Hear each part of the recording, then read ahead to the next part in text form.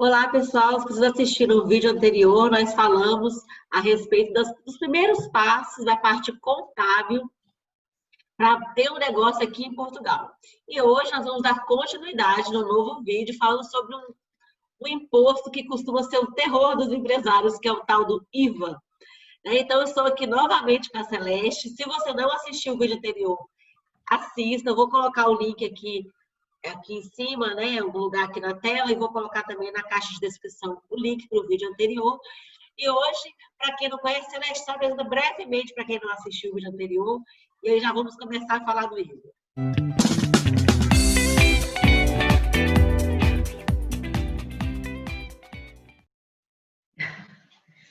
Bom dia, sou Celeste Marques, sou contabilista há cerca de 30 anos.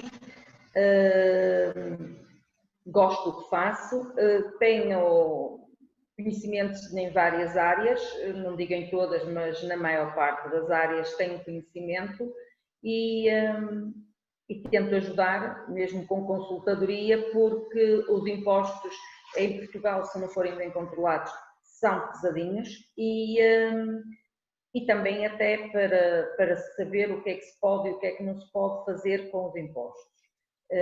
Pois as coisas direitinhas costumam dar muito mais resultado do que andarmos a tentar inventar ou saltar e depois vêm as consequências que nem sempre são muito agradáveis.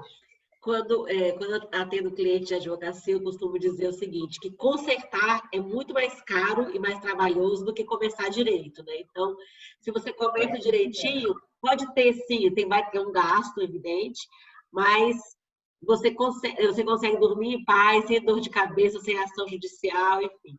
Se você começa já com o negócio bagunçado, depois para você consertar é muito mais complicado, né? Então, e aí a importância do trabalho do contabilista, né? Então, vamos lá. Assim, os empresários normalmente têm um pavor do IVA, porque o IVA é um imposto, como você disse, é um pouco pesado, né? E além dele ser um pouco pesado, ele tem várias alíquotas diferenciadas. Então, quem já mora aqui em Portugal já deve ter visto que quando compra algum bem, vem lá escrito na nota fiscal, vem lá quanto você pagou de IVA. Alguns tipos de serviços, quando você pede orçamento, vem assim, valor de tanto mais IVA. Aí você fica sem saber, não, mas quanto que é o serviço de fato, né? Eu fiz uma obra recentemente aqui em casa, e aí era tal valor mais IVA. E aí eu tive que perguntar qual era a alíquota para saber de fato quanto ia ficar a obra, né? Então, como é que funciona? Em linhas gerais, assim, Celeste, o que é o IVA e como é que ele funciona? O IVA é um imposto direto, é um imposto que as pessoas pagam diretamente. Se for um consumidor final, se for uma pessoa qualquer que vá a um supermercado fazer compras para casa, o IVA é pago e morre aí. A pessoa, então, se ela for no mercado, ok, ela foi lá, pagou o IVA, acabou. Mas se ela for empresária, isso muda de figura, né? Como é que funciona? Precisamente, porque assim, se é um empresário, se é para a atividade que vai fazer compras, o IVA aí não morre, porque ele vai pagar no supermercado, vai pagar a um fornecedor, mas entretanto, depois já não paga ao Estado. Ou seja,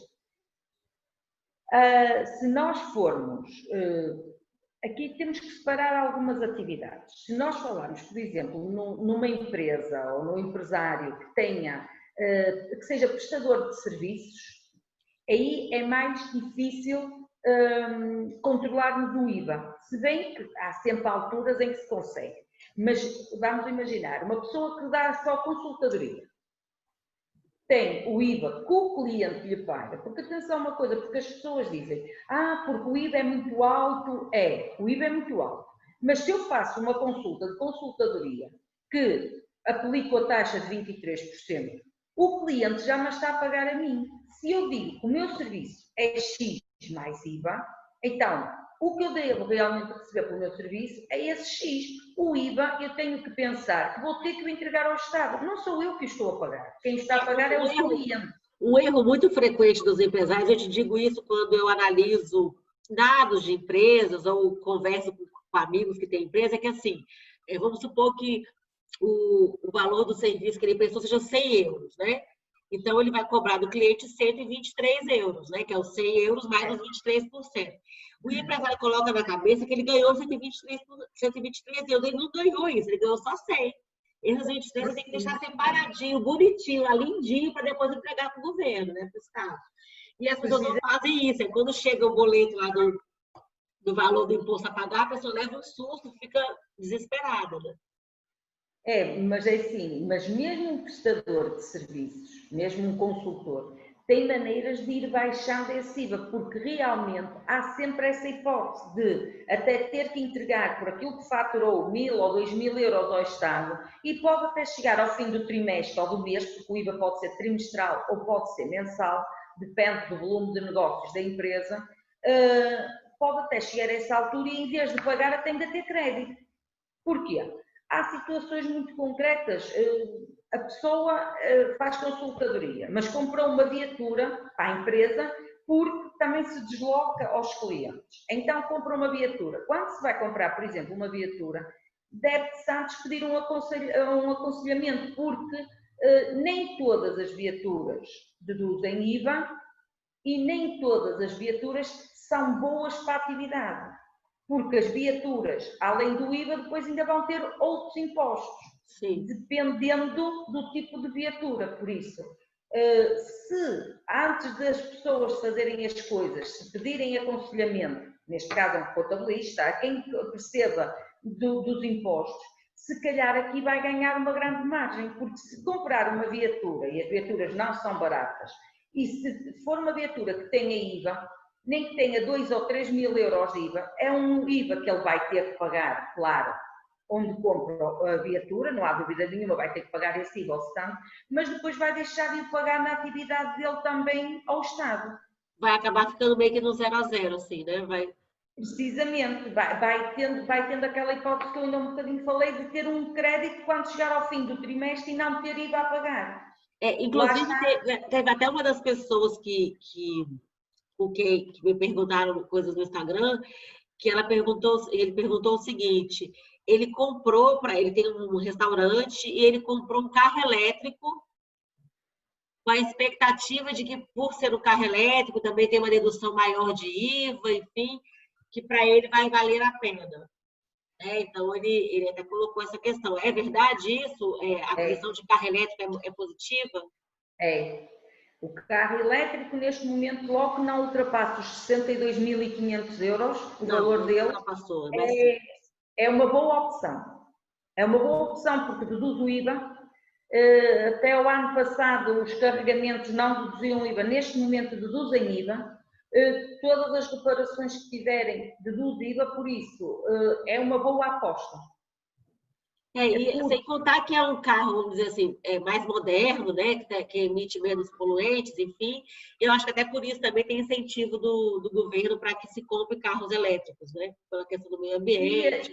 No ano passado, este ano não sei como é que estamos, mas no ano passado o governo dava 2.500 euros pela compra do carro elétrico. Era um incentivo que dava diretamente depois à pessoa. Acontece é que eu acho que esse incentivo acabou muito rapidamente, porque eles tinham um valor estipulado e quando esgotou o valor eles pararam. E acho que ainda pararam muito antes do final do ano passado.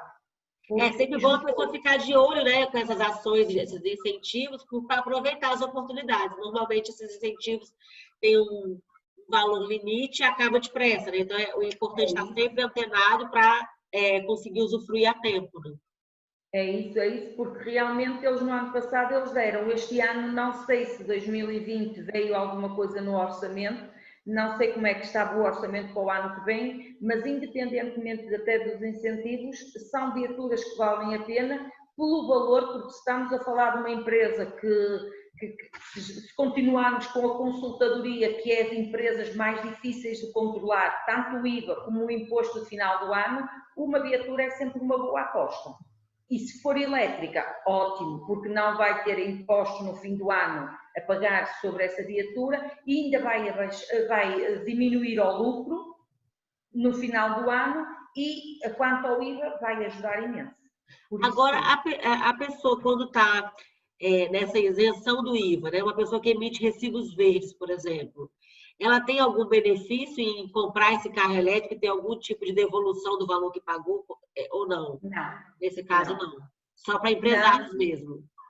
E até porque se tiver nos recibos verdes com contabilidade organizada, esta viatura vai-lhe dizer alguma coisa. Se estiver no simplificado mesmo, e então sem IVA, a viatura vai-lhe contribuir um X muito pequenininho por cento no cálculo do imposto dele.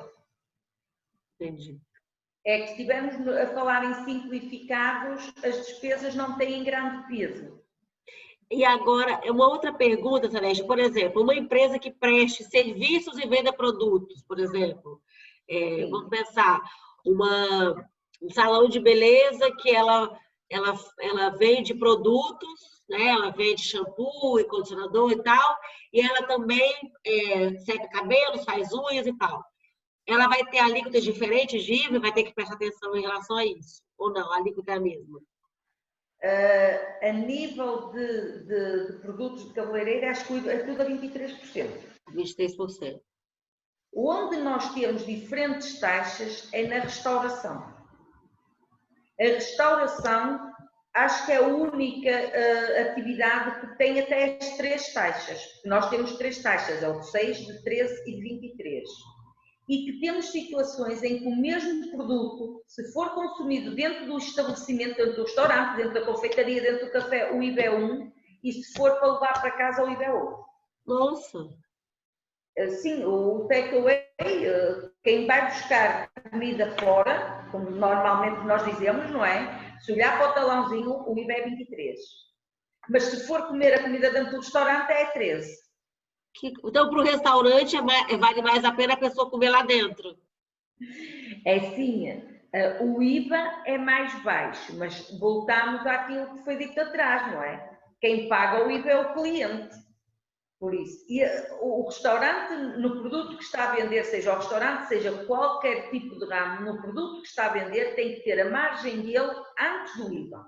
Ele não pode calcular a margem que quer de ganho com o IVA incluído, não. Tem que calcular a margem sem IVA. Depois é que ele aplica o IVA em cima. Porquê? Porque o cliente vai-lhe pagar o IVA e ele já tem o valor dele e a margem dele. O complicado é que, por exemplo, você vai vender um bolo de chocolate. Se a pessoa vai consumir lá, o bolo de chocolate custa 5 euros, vamos supor. Ele não vai ter como colocar para o cliente, olha, se for para comer aqui é 5, se for para levar é 6. Ele vai ter que colocar um preço padrão e considerar que ele vai ganhar mais dinheiro, vai ter uma margem maior quando o cliente comer no estabelecimento do que quando o cliente levar. Não, a margem é exatamente igual.